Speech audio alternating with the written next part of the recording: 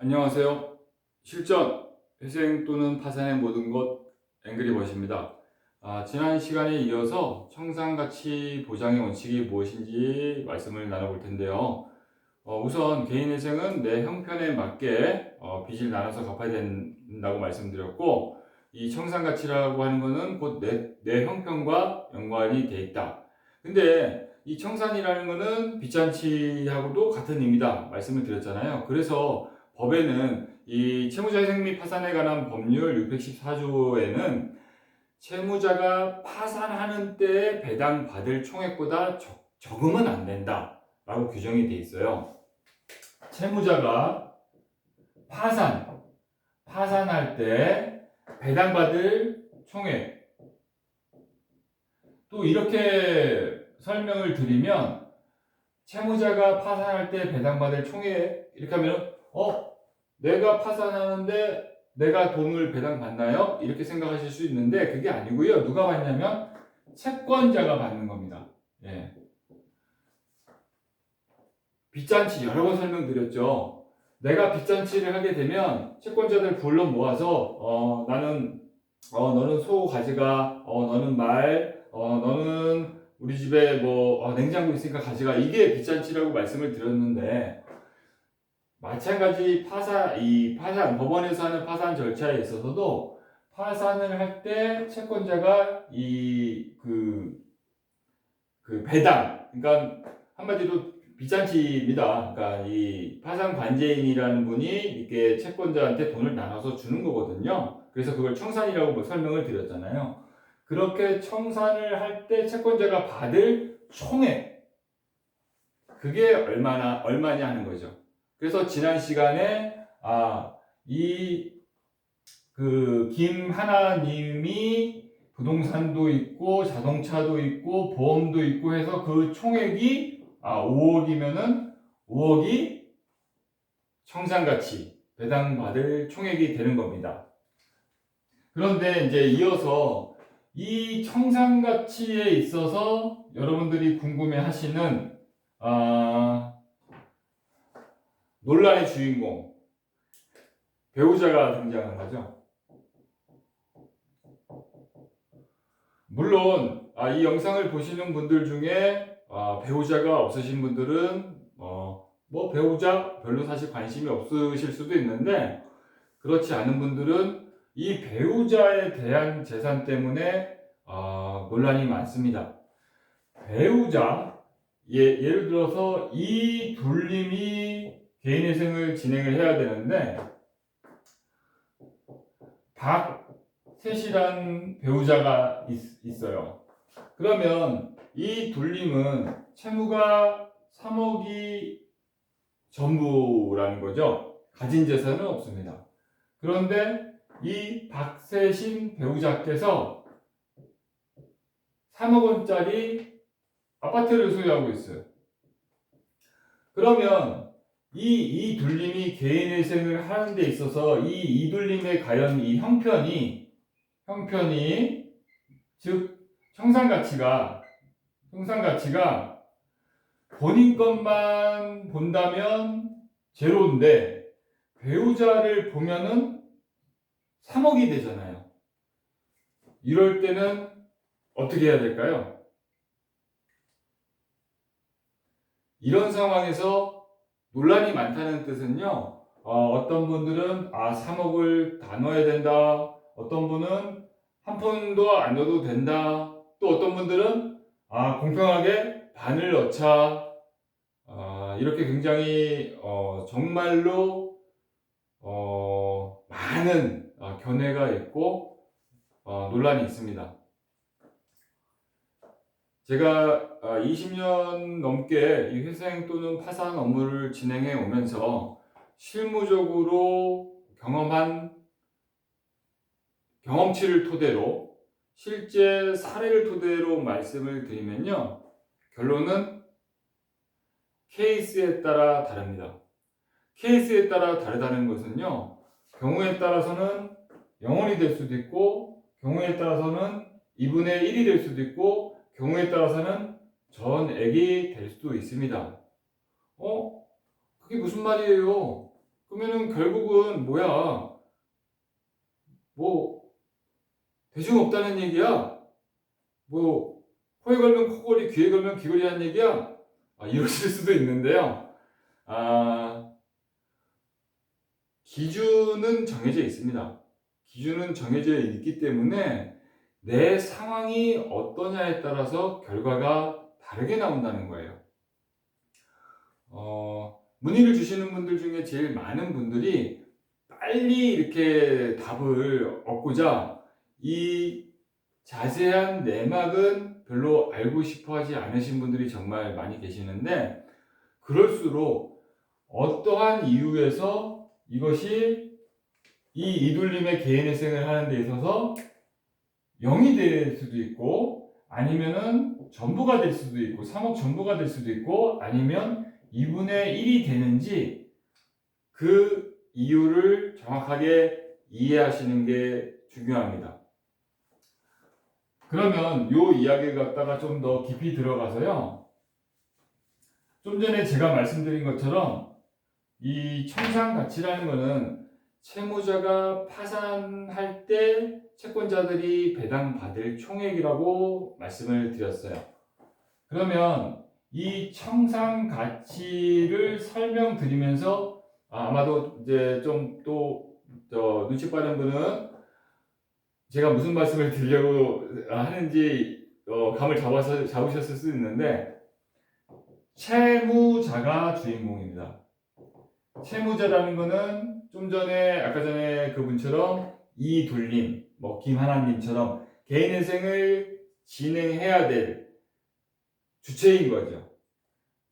채무자를 기준으로 합니다. 그런데 채무자를 기준으로 하는데 왜 배우자 이야기가 나오나요? 그거는 여러분도 뭐 잘 아시겠지만 그런 얘기들 있잖아요. 부부는 일심동체,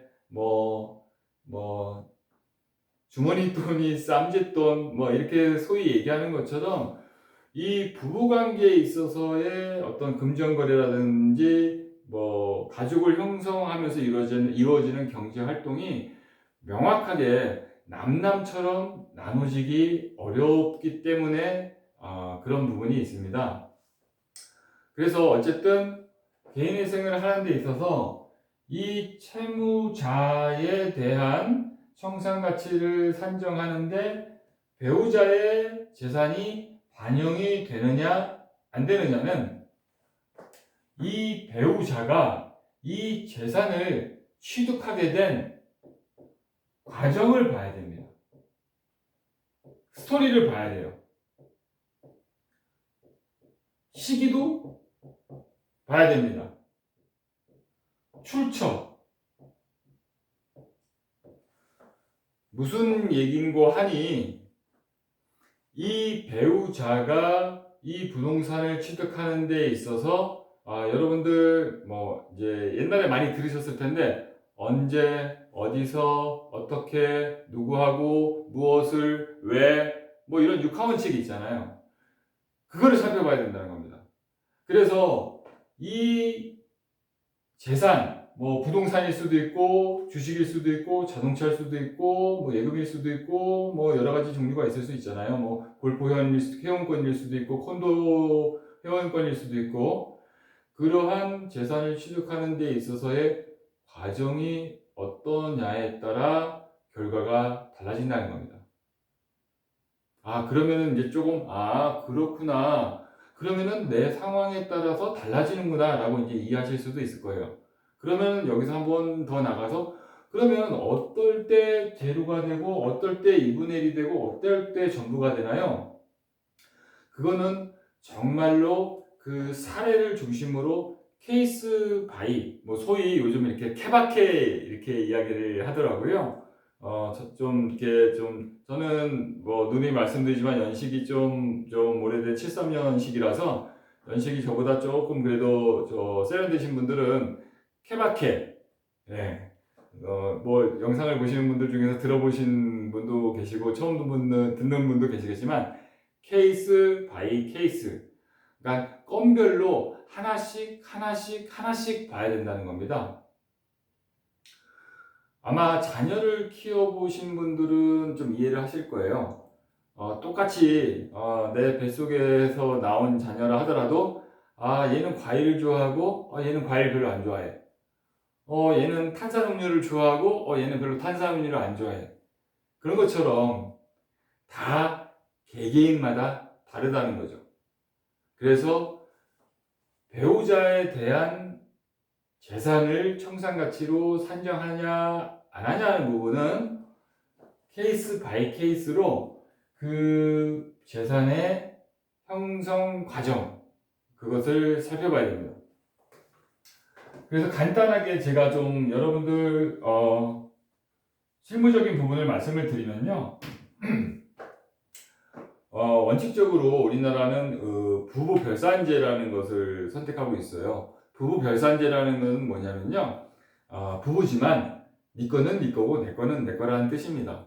따라서 아까 전에 이 둘님이 개인회생을 하는 데 있어서 이 박셋님이 3억짜리 부동산을 가지고 있거나 300억짜리를 가지고 있어도 일단 그거는 별개의 것입니다.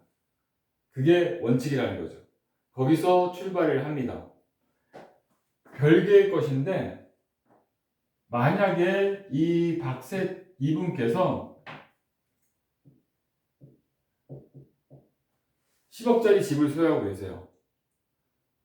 그런데 결혼하기 전부터 원래 부모님한테 물려받은 걸 수도 있고 아니면 결혼하기 전에 로또가 당첨이 된 걸 수도 있고 그래서 결혼하기 전에 원래 취득하고 있었던 재산은 좀 어려운 말로 특유재산 또는 뭐 고유재산 이렇게 표현을 합니다. 무슨 얘기냐면 결혼하기 이전부터 원래 박쌤님 거라는 거죠. 그래서 이둘님하고는 상관이 없다는 거죠. 부부 별산제를 가장 기초적으로 설명을 해주는 사안이고요. 이런 경우에는 이둘님의 청산 가치에 영향을 미치지 않습니다. 그래서 아까 전에 제가 0이 된다고 말씀을 드린 거예요. 그러면 2분의 1은 어떤 건가요? 2분의 1은 이런 겁니다. 이둘님하고 박쌤님이 혼인을 해가지고 지금 25년 동안 같이 살았는데 두 분이 금술이 너무 좋은 거예요. 그런데 이둘님은 소위 이제 가장으로서 직장 생활을 해서 돈을 열심히 벌어오고 박쌤님은 전업주부로서 자녀들을 양육하고 자녀들을 갖다가 키우면서 이제 성년이 됐다는 말이죠. 그런데 금술이 너무 좋으니까 이제 우리가 그동안 너무 자녀들 키우는데 고생하고 뭐 하는 분도 있으니 당신 이름으로 집을 구입합시다 라고 하는 겁니다. 이런 경우에는 어쨌든 이 집을 구입하게 된 이 돈이 박사님 혼자서 사업을 하거나 직장을 다녀서 만든 자금이 아니라 이둘님이 다 전적으로 마련한 자금인데 그것을 명의를 박사님 명의로 한 거잖아요. 실질적으로는 공동의 재산으로 취득이 됐다는 거죠. 이런 경우에는 2분의 1로 산정할 수 있는 여지가 많습니다. 제가 여지가 많다고 말씀을 드린 거는요. 이 개별적인 변수에 따라서 또 변동이 될 수 있는 가능성은 조금 남아있기 때문에 그렇습니다. 그럼 마지막으로 100%가 되는 건 어떤 거냐? 이런 겁니다. 실질적으로 이 둘님이 사회생활을 하고 직장생활을 하고 돈을 벌어서 이둘님 명의의 집이 있었는데 개인회생을 신청하려고 하니까 내 앞에 집이 있으면은 맞다 그때 앵그리버드 영상을 봤는데 청산가치가 빚잔치를 해야 되는 거고 개인회생하면 빚잔치를 안 할 수 있지만 그래도 불안해. 아마 지금 제가 이제 11번째 영상인 것 같은데, 아마 이둘님은 영상 초반까지밖에 못 보신 것 같아요. 그래서, 내 앞으로 있는 집을 매매나 증여로 넘겨야겠어 해서 이 집이 원래는 이둘님 명의였는데 이렇게 신청 전에 박쌤님 앞으로 이전이 된 경우죠. 이런 거를 또 어려운 말로 부인권이라고 얘기합니다. 그래서 또 부인권이라는 말씀을 드리면 부인이 있는 사람이 그러니까 배우자죠. 부인한테 행사하는 권리가 부인권인가 보다 이렇게 생각하시는 분들 더러 계시는데요. 그게 아니라 여기서 부인이라는 것은 인정하지 않는다는 겁니다. 부정한다 그렇게 이해하시면 될 것 같아요. 뭘 부정하냐면 이 집이 원래는 여기 있었는데 이렇게 넘어가는 것 자체를 인정하지 않겠다는 겁니다. 그러면은 원래는 이둘님 집이었는데 이렇게 박쌤님 앞으로 집이 넘어간 걸 인정하지 않는다는 얘기는 그냥 이둘님 당신 집이야 이렇게 인정한다는 뜻이에요. 그러니까 당연히 명의는 넘어가 있어도 이 집에 대한 가치는 고스란히 여기 100% 잡힐 수밖에 없는 거죠.